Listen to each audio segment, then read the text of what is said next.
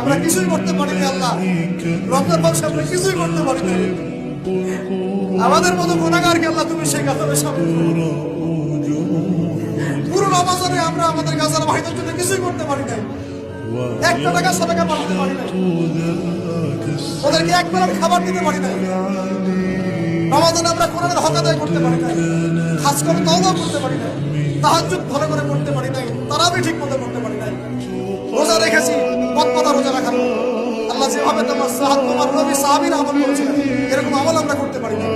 তোমার ক্ষমা, তোমার দয়া, তোমার রহমতে আজকে আমাদের এবং এই শিক্ষাগুলো থেকে আমাদেরকে ভবিষ্যতে তৌফিক দান করো, যাতে করে আমরা তোমার মুসামন্দির মতো করে জীবনযাপন করতে পারি, গুনাহমুক্ত জীবনযাপন করতে পারি, ইসলামের জন্য একদম জান মাল সময় উজাড় করে দিনের খেদমত করতে পারি।